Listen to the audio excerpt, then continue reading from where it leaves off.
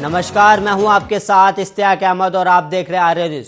Bulletin की शुरुआत करेंगे। इस वक्त पीएम मोदी 19वीं बार मन की बात का संस्करण कर रहे हैं और सीधा आपको ले चलेंगे वहां पर थोड़ी देर में जहां पर पीएम मोदी मन की बात कर रहे हैं। और आपको इससे पहले बता दें कि अपने मासिक चले आपको लेके चलते हैं पीएम मोदी की मन की बात के कार्यक्रम में कि क्या कुछ कह रहे हैं पीएम मोदी। उनका हौसला बढ़ाएं।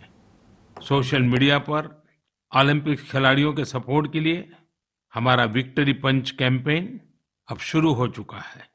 आप भी अपनी टीम के साथ अपना विक्ट्री पंच शेयर करिए, इंडिया के लिए चीयर करिए। साथियों, जो देश के लिए तिरंगा उठाता है उसके सम्मान में भावनाओं से भर जाना स्वाभाविक ही है। देशभक्ति की ये भावना हम सबको जोड़ती है। कल यानी 26 जुलाई को करगिल विजय दिवस भी है। करगिल का युद्ध भारत की सेनाओं के शौर्य और संयम का ऐसा प्रतीक है जिसे पूरी दुनिया ने देखा है। इस बार ये गौरवशाली दिवस भी अमृत महोत्सव के बीच में मनाया जाएगा, इसलिए ये और भी खास हो जाता है। मैं चाहूंगा कि आप करगिल की रोमांचित कर देने वाली गाथा जरूर पढ़ें। करगिल के वीरों को हम सब नमन करें। साथियों, इस बार 15 अगस्त को देश अपनी आजादी के 75वें साल में प्रवेश कर रहा है। ये हमारा बहुत बड़ा सौभाग्य है कि जिस आजादी के लिए देश ने सदियों का इंतजार किया उसके 75 वर्ष होने के हम साक्षी बन रहे हैं। आपको याद होगा, आजादी के 75 साल मनाने के लिए 12 मार्च को बापू के साबरमती आश्रम से अमृत महोत्सव की शुरुआत हुई थी। इसी दिन बापू की दांडी यात्रा को भी पुनर्जीवित किया गया था। तब से जम्मू कश्मीर से लेकर पुडुचेरी तक, गुजरात से लेकर पूर्वोत्तर तक देश भर में अमृत महोत्सव से जुड़े कार्यक्रम चल रहे हैं। कई ऐसी घटनाएं, ऐसे स्वाधीनता सेनानी जिनका योगदान तो बहुत बड़ा है लेकिन उतनी चर्चा नहीं हो पाई, आज लोग उनके बारे में भी जान पा रहे हैं। अब जैसे मोइरांग डे को ही लीजिए। मणिपुर का छोटा सा कस्बा मोइरांग कभी नेताजी सुभाष चंद्र बोस की इंडियन नेशनल आर्मी यानी आईएनए का एक प्रमुख ठिकाना था।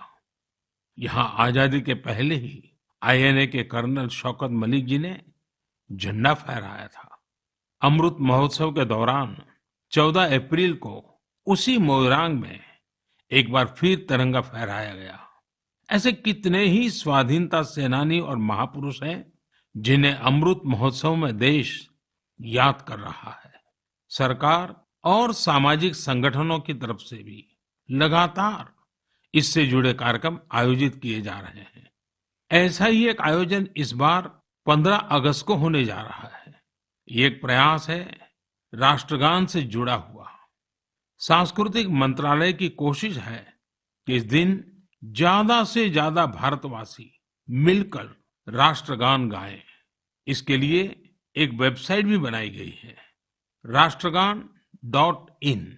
इस वेबसाइट की मदद से आप राष्ट्रगान गाकर उसे रिकॉर्ड कर पाएंगे, इस अभियान से जुड़ पाएंगे।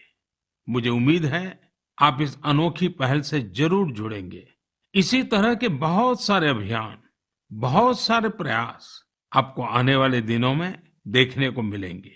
अमृत महोत्सव किसी सरकार का कार्यक्रम नहीं, किसी राजनीतिक दल का कार्यक्रम नहीं, यह कोटि कोटि भारतवासियों का कार्यक्रम है। हर स्वतंत्र और कृतज्ञ भारतीय का अपने स्वतंत्रता सेनानियों को नमन है। और इस महोत्सव की मूल भावना का विस्तार तो बहुत विशाल है। ये भावना है अपने स्वाधीनता सेनानियों के मार्ग पर चलना, उनके सपनों का देश बनाना। जैसे देश की आजादी के मतवाले स्वतंत्रता के लिए एकजुट हो गए थे, वैसे ही हमें देश के विकास के लिए एकजुट होना है। हमें देश के लिए जीना है, देश के लिए काम करना है। और इसमें छोटे छोटे प्रयास भी बड़े नतीजे ला देते हैं। रोज के कामकाज करते हुए भी हम राष्ट्र निर्माण कर सकते हैं। जैसे वोकल फॉर लोकल, हमारे देश के स्थानीय उद्यमियों, आर्टिस्टों, शिल्पकारों, बुनकरों को सपोर्ट करना हमारे सहज स्वभाव में होना चाहिए। 7 अगस्त को आने वाला नेशनल हैंडलूम डे एक ऐसा अवसर है जब हम प्रयास पूर्वक भी ये काम कर सकते हैं। नेशनल हैंडलूम डे के साथ बहुत ऐतिहासिक पृष्ठभूमि जुड़ी हुई है। इसी दिन 1905 में स्वदेशी आंदोलन की शुरुआत हुई थी। साथियों, हमारे देश के ग्रामीण और आदिवासी इलाकों में हैंडलूम कमाई का बहुत बड़ा साधन है। ये ऐसा क्षेत्र है जिससे लाखों महिलाएं, लाखों बुनकर, लाखों शिल्पी जुड़े हुए हैं। आपके छोटे छोटे प्रयास बुनकरों में एक नई उम्मीद जगाएंगे। आप स्वयं कुछ न कुछ खरीदें और अपनी बात दूसरों को भी बताएं।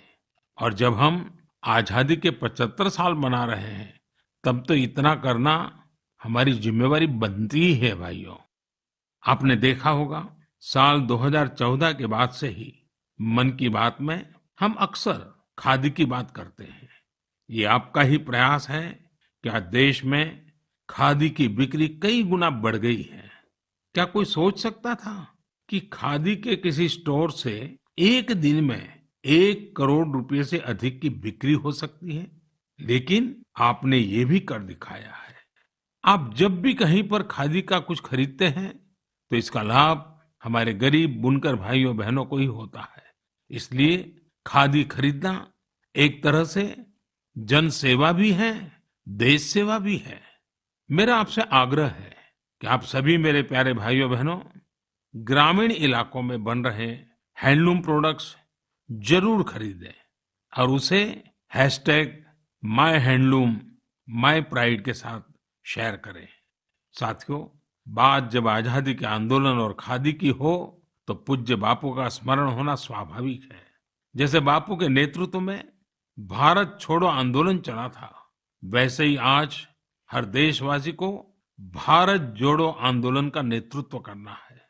यह हमारा कर्तव्य है कि हम अपना काम ऐसे करें जो विविधताओं से हमारे भारत को जोड़ने में मददगार हो। तो आइए हम अमृत महोत्सव को ये अमृत संकल्प लें कि देश ही हमारी सबसे बड़ी आस्था, सबसे बड़ी प्राथमिकता बना रहेगा। नेशन फर्स्ट, ऑलवेज फर्स्ट के मंत्र के साथ ही हमें आगे बढ़ना है। मेरे प्यारे देशवासियों, आज मैं मन की बात सुन रहे मेरे युवा साथियों का विशेष आभार व्यक्त करना चाहता हूं। अभी कुछ दिन पहले ही माय गॉव की ओर से मन की बात के श्रोताओं को लेकर एक स्टडी की गई थी।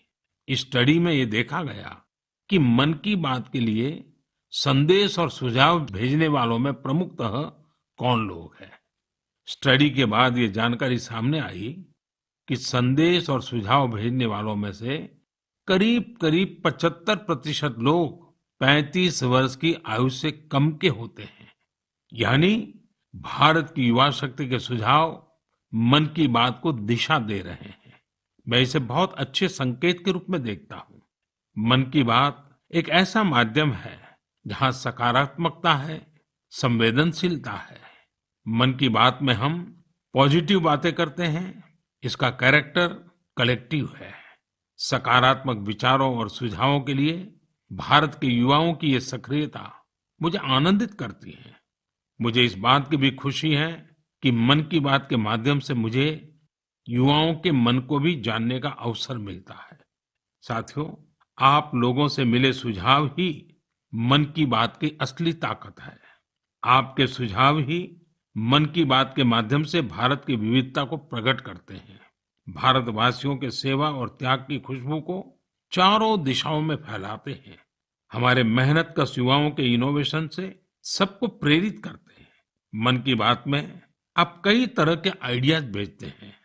हम सभी पर तो चर्चा नहीं कर पाते, लेकिन उनमें से बहुत से आइडियाज को मैं संबंधित विभागों को जरूर भेजता हूं, ताकि उन पर आगे काम किया जा सके।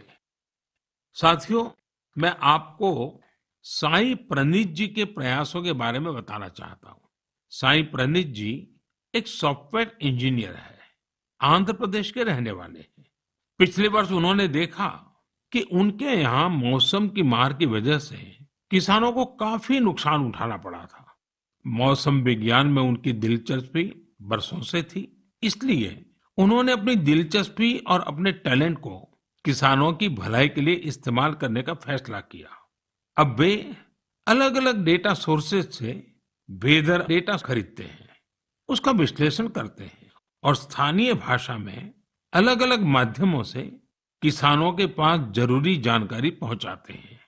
वेदर अपडेट्स के अलावा प्रणीत जी अलग अलग क्लाइमेट कंडीशंस में लोगों को क्या करना चाहिए गाइडेंस भी देते हैं।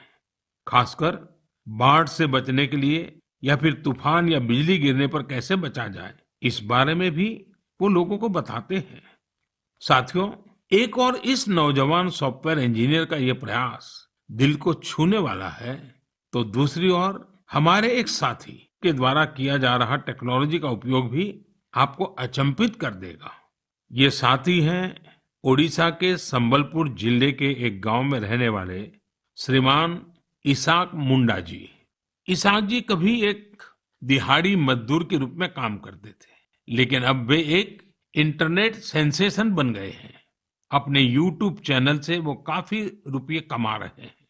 वे अपने वीडियोस में स्थानीय व्यंजन, पारंपरिक खाना बनाने के तरीके, अपने गांव, अपनी लाइफस्टाइल, परिवार और खान पान की आदतों को प्रमुखता से दिखाते हैं। एक यूट्यूबर के रूप में उनकी यात्रा मार्च 2020 में शुरू हुई थी, जब उन्होंने ओडिशा के मशहूर स्थानीय व्यंजन पखाल से जुड़ा एक वीडियो पोस्ट किया था। तब से वे सैकड़ों वीडियो पोस्ट कर चुके हैं। उनका यह प्रयास कई कारणों से सबसे अलग है, खासकर इसलिए कि इससे शहरों में रहने वाले लोगों को वो जीवन शैली देखने का अवसर मिलता है जिसके बारे में वे बहुत कुछ नहीं जानते। इसाक मुंडा जी कल्चर और कुजिन दोनों को बराबर मिलाकर के सेलिब्रेट कर रहे हैं और हम सबको प्रेरणा भी दे रहे हैं। साथियों, जब हम टेक्नोलॉजी की चर्चा कर रहे हैं तो मैं एक और इंटरेस्टिंग विषय की चर्चा करना चाहता हूँ। आपने हाल फिलहाल में पढ़ा होगा, देखा होगा कि आईआईटी मद्रास के एलुमनी द्वारा स्थापित एक स्टार्टअप ने एक 3D प्रिंटेड हाउस बनाया है। 3D प्रिंटिंग करके घर का निर्माण आखिर ये हुआ कैसे? दरअसल इस स्टार्टअप ने सबसे पहले 3D प्रिंटर में एक 3 डायमेंशनल डिजाइन को फीड किया और फिर एक विशेष प्रकार के कंक्रीट के माध्यम से लेयर बाय लेयर एक 3D स्ट्रक्चर फैब्रिकेट कर दिया। आपको यह जानकर खुशी होगी कि देश भर में इस प्रकार के कई प्रयोग हो रहे हैं। एक समय था जब छोटे छोटे कंस्ट्रक्शन के काम में भी वर्षों लग जाते थे, लेकिन आज टेक्नोलॉजी की वजह से भारत में स्थिति बदल रही है। कुछ समय पहले हमने दुनिया भर की ऐसी इनोवेटिव कंपनीज को आमंत्रित करने के लिए एक global housing technology challenge launch किया था। ये देश में अपनी तरह का अलग तरह का अनोखा प्रयास है, इसलिए हमने इन्हें लाइट हाउस प्रोजेक्ट्स का नाम दिया। फिलहाल देश में 6 अलग अलग जगहों पर लाइट हाउस प्रोजेक्ट्स पर तेजी से काम चल रहा है। इन लाइट हाउस प्रोजेक्ट्स में मॉडर्न टेक्नोलॉजी और इनोवेटिव तौर तरीकों का इस्तेमाल किया जाता है।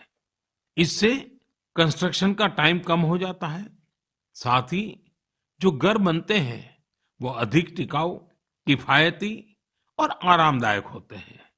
मैंने हाल ही में ड्रोन्स के जरिए इन प्रोजेक्ट्स की समीक्षा भी की और कार्य की प्रगति को लाइव देखा। इंदौर के प्रोजेक्ट में ब्रिक और मोर्टार वॉल्स की जगह pre fabricated sandwich panel system का इस्तेमाल किया जा रहा है। राजकोट में लाइट हाउस फ्रेंच टेक्नोलॉजी से बनाए जा रहे हैं, जिनमें टनल के जरिए मोनोलिथिक कंक्रीट कंस्ट्रक्शन टेक्नोलॉजी का इस्तेमाल हो रहा है। इस टेक्नोलॉजी से बने घर आपदाओं का सामना करने में कहीं अधिक सक्षम होंगे। चेन्नई में अमेरिका और फिनलैंड की technologies precast concrete system का उपयोग किया जा रहा है। इससे मकान जल्दी भी बनेंगे और लागत भी कम आएगी। रांची में जर्मनी के 3D कंस्ट्रक्शन सिस्टम का प्रयोग करके घर बनाए जाएंगे। इसमें हर कमरे को अलग से बनाया जाएगा, फिर पूरे स्ट्रक्चर को उसी तरह जोड़ा जाएगा जैसे ब्लॉक टॉयज को जोड़ा जाता है। अगरतला में न्यूजीलैंड की टेक्नोलॉजी का उपयोग कर स्टील फ्रेम के साथ मकान बनाए जा रहे हैं जो बड़े भूकंप को झेल सकते हैं। वहीं लखनऊ में कनाडा की टेक्नोलॉजी का इस्तेमाल किया जा रहा है। इसमें प्लास्टर और पेंट की जरूरत नहीं होगी और तेजी से घर बनाने के लिए पहले से ही तैयार दीवारों का प्रयोग किया जाएगा। साथियों, आज देश में ये प्रयास हो रहा है कि ये प्रोजेक्ट इंक्यूबेशन सेंटर्स की तरह काम करे। इससे हमारे प्लानर्स, आर्किटेक्ट्स, इंजीनियर्स और स्टूडेंट्स नई टेक्नोलॉजी को जान सकेंगे और उसका एक्सपेरिमेंट भी कर पाएंगे।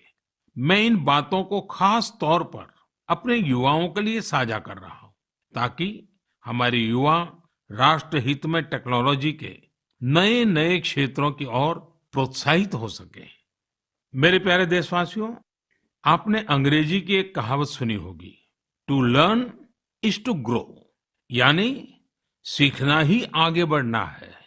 जब हम कुछ नया सीखते हैं तो हमारे लिए प्रगति के नए नए रास्ते खुद ब खुद खुल जाते हैं।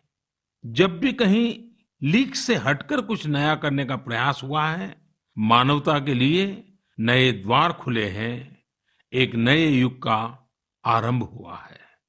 और आपने देखा होगा, जब कहीं कुछ नया होता है तो उसका परिणाम हर किसी को आश्चर्यचकित कर देता है।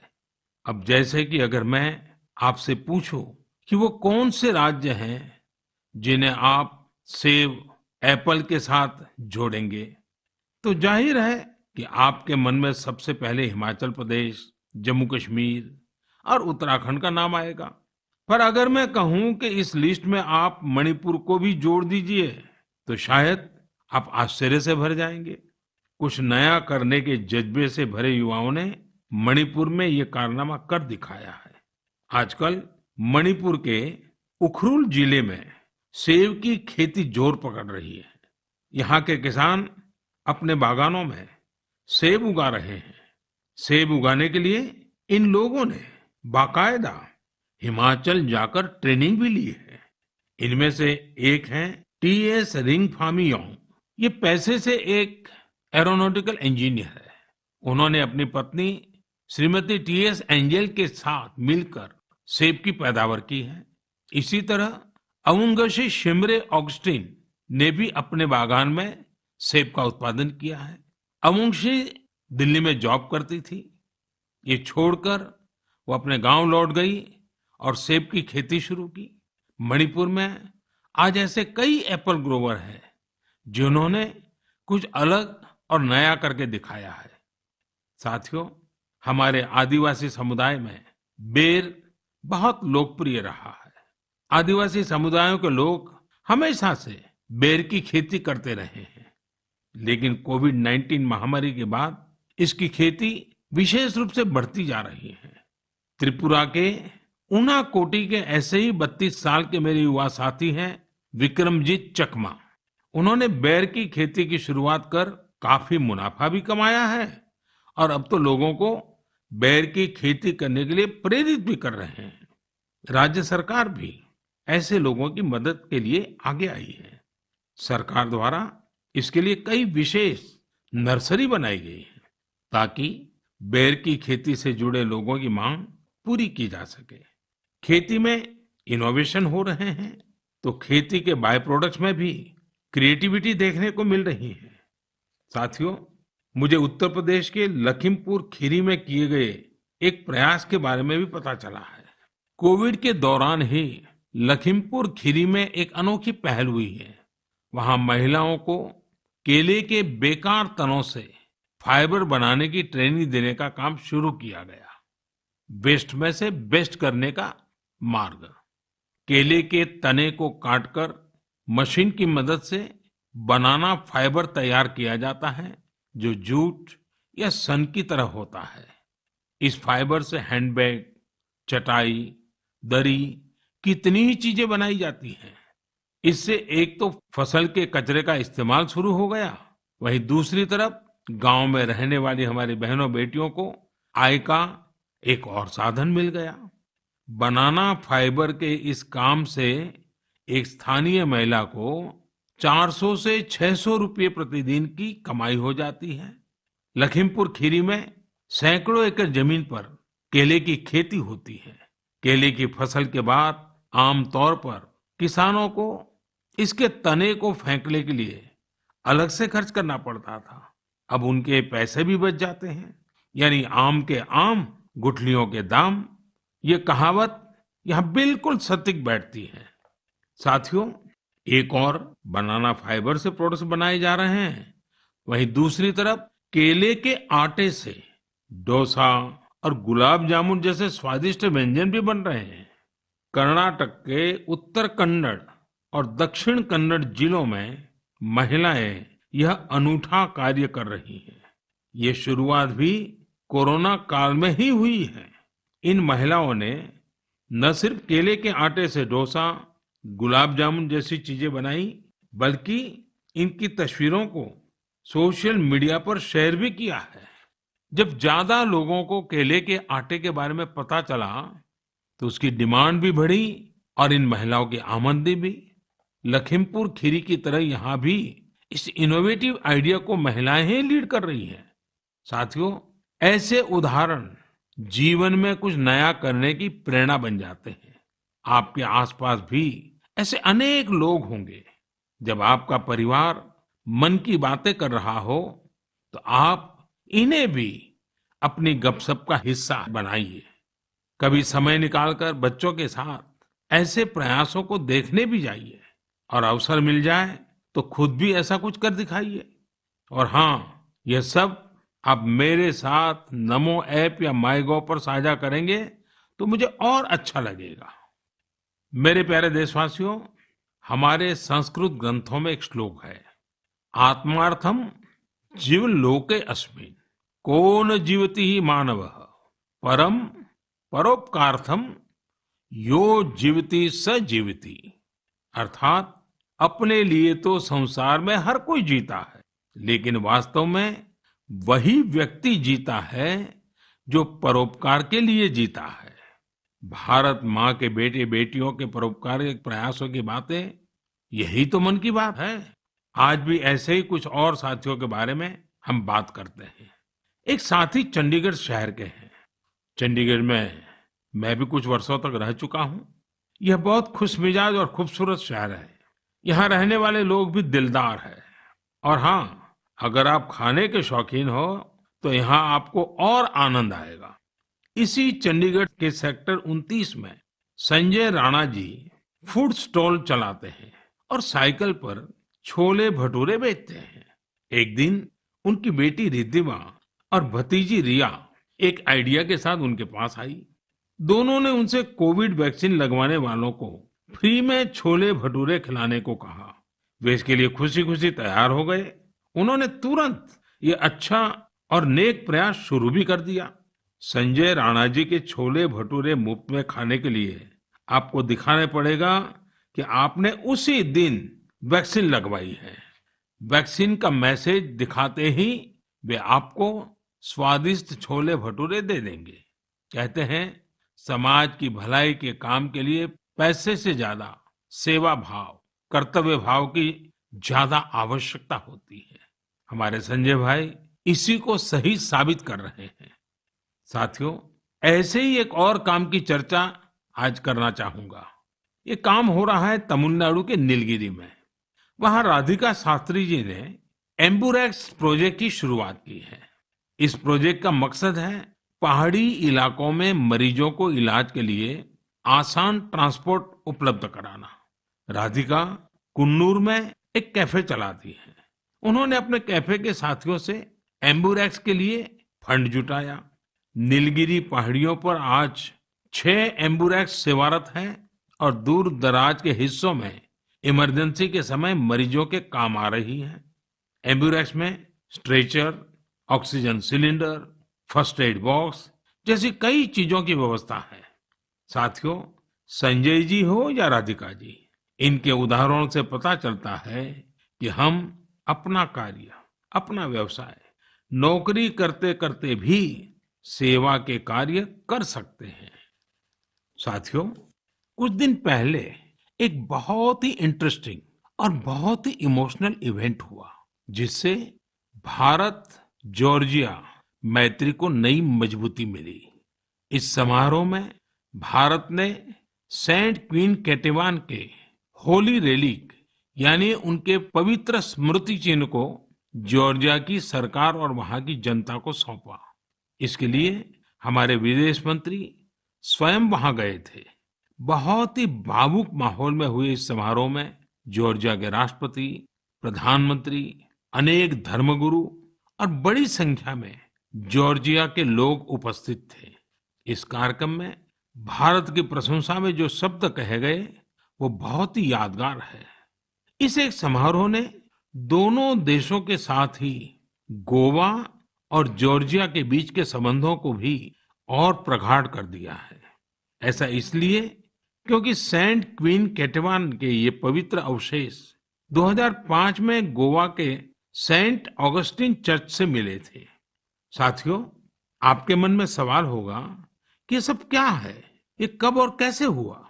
दरअसल ये आज से 400-500 साल पहले की बात है। क्वीन केटेवान जॉर्जिया के राजपरिवार की बेटी थी। 10 साल के कारावास के बाद 1624 में वो शहीद हो गई थी। एक प्राचीन पुर्तगाली दस्तावेज के मुताबिक सेंट क्वीन केटेवान की अस्थियों को ओल्ड गोवा के सेंट ऑगस्टिनियन कॉन्वेंट पे रखा गया था, लेकिन लंबे समय तक यह माना जाता रहा कि गोवा में दफनाए गए उनके अवशेष 1930 के भूकंप में गायब हो गए थे।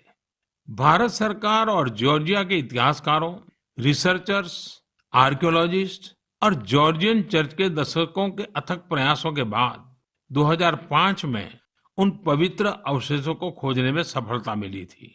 यह विषय जॉर्जिया के लोगों के लिए बहुत ही भावनात्मक है। इसलिए उनके हिस्टोरिकल, रिलीजियस और स्पिरिचुअल सेंटिमेंट्स को ध्यान में रखते हुए भारत सरकार ने इन अवशेषों का एक अंश जॉर्जिया के लोगों को भेंट में देने का निर्णय लिया। भारत और जॉर्जिया के साझे इतिहास के इस अनूठे पक्ष को संजोए रखने के लिए मैं आज गोवा के लोगों को हृदय से धन्यवाद देना चाहूंगा। गोवा कई महान आध्यात्मिक धरोहरों की भूमि रही है। सेंट ऑगस्टिन चर्च यूनेस्को की world heritage site, churches and convents of Goa का एक हिस्सा है। मेरे प्यारे देशवासियों, जॉर्जिया से अब मैं आपको सीधे सिंगापुर लेकर चलता हूं, जहां इस महीने की शुरुआत में एक और गौरवशाली अवसर सामने आया। सिंगापुर के प्रधानमंत्री और मेरे मित्र ली सेन लुंग ने हाल ही में रिनोवेट किए गए सिलाट रोड गुरुद्वारा का उद्घाटन किया। उन्होंने पारंपरिक सिख पगड़ी भी पहनी थी। यह गुरुद्वारा लगभग 100 साल पहले बना था और यहाँ भाई महाराज सिंह को समर्पित एक स्मारक भी है। भाई महाराज सिंह जी ने भारत की स्वतंत्रता के लिए लड़ाई लड़ी थी और ये पल आजादी के 75 साल मना रहे हैं तब और अधिक प्रेरक बन जाता है। दो देशों के बीच पीपल टू पीपल कनेक्ट, उसे मजबूती ऐसी ही बातों, ऐसे ही प्रयासों से मिलती है। इनसे यह भी पता चलता है कि सौहार्दपूर्ण माहौल में रहने और एक दूसरे की संस्कृति को समझने का कितना महत्व है। मेरे प्यारे देशवासियों, आज मन की बात में हमने अनेक विषयों की चर्चा की। एक और विषय है जो मेरे दिल के बहुत करीब है। ये विषय है जल संरक्षण का। मेरा बचपन जहां गुजरा वहां पानी की हमेशा से किल्लत रहती थी। हम लोग बारिश के लिए तरसते थे और इसलिए पानी की एक एक बूंद बचाना हमारे संस्कारों का हिस्सा रहा है। अब जनभागीदारी से जल संरक्षण, इस मंत्र ने वहां की तस्वीर बदल दी है। पानी की एक एक बूंद को बचाना, पानी की किसी भी प्रकार की बर्बादी को रोकना ये हमारी जीवन शैली का एक सहज हिस्सा बन जाना चाहिए। हमारे परिवारों की ऐसी परंपरा बन जानी चाहिए जिससे हर एक सदस्य को गर्व हो। साथियों, प्रकृति और पर्यावरण की रक्षा भारत के सांस्कृतिक जीवन में, हमारे दैनिक जीवन में रचा बसा हुआ है। वहीं बारिश और मानसून हमेशा से हमारे विचारों, हमारी फिलॉसफी और हमारी सभ्यता को आकार देते आए हैं। ऋतु संहार और मेघदूत में महाकवि कालिदास ने वर्षा को लेकर बहुत ही सुंदर वर्णन किया है। साहित्य प्रेमियों के बीच ये कविताएं आज भी बेहद लोकप्रिय हैं। ऋग्वेद के पर्जन्य सूक्तम में भी वर्षा के सौंदर्य का खूबसूरती से वर्णन है। इसी तरह श्रीमद् भागवत में भी काव्यात्मक